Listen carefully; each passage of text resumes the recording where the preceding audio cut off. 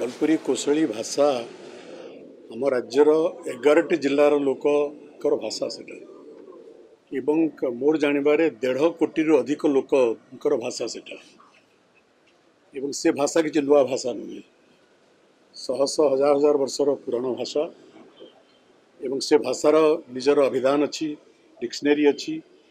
से भाषा गीता महाभारत लिखा जा सारे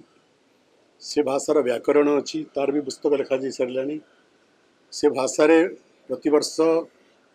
हजार हजार नाटक लिखा जाए और शह शह नाटक मंचस्थ हुए से भाषा जितेबले से गोटे शिशु जन्म हुए एवं भाषा बुझा आरंभ करे ता माँ प्रथम भाषा से शुणे सम्बलपुरी कौशली भाषा एवं से भाषा जो साहित्य से साहित्य अद्वितीय साहित्य एवं से भाषार जो गांभीर्य अच्छी जो माधुर्य अच्छी से भारतवर्ष विरल एवं से भाषा हूँ लोकंकर मनर भाषा लोकंकर प्राणर भाषा लोकंकर आत्मार भाषा कह जाए जे गोटे अंचलर आत्मा हूँ भाषा एवं गोटे अंचलर परिचय हूँ भूषण तेणु आम जानू जे से भाषा हूँ से अंचलर आत्मा एवं भूषण हूँ तार वस्त्र आप जानते सम्बलपुरी वस्त्र विश्व प्रसिद्ध वस्त्र एवं से भाषा सत्यनारायण बहिदानकर भाया यशस्वी लेखक थे दिवंगत हो सारे एवं लोककवि हलधर नायक कथा अपन समस्ते जानती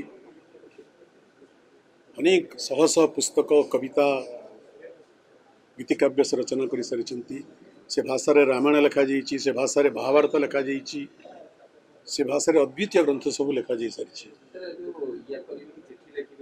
सेटा मु कहूँ तेणु से भाषा से अंचल लोक दाबी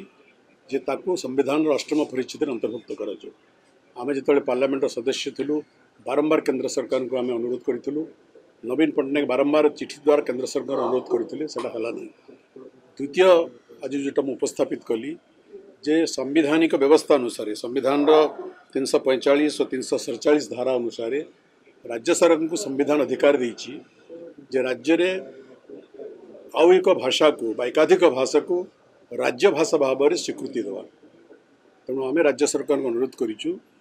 सी अंचल दाबी सी अंचल भावप्रणता सी अंचल आवश्यकता को पूरण करने सम्बलपुरी कौशली भाषा को राज्य सरकार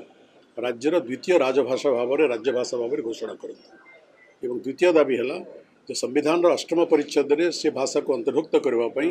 राज्य सरकार पुणी केंद्र को प्रस्ताव दियंतु ये दाबी आम उपस्थापित करूँ एवं तृतीय कथा है जे लोकंकर जो आवश्यकता जो दाबी जो भाव प्रवणता जो भावना जो सेंटिमेंट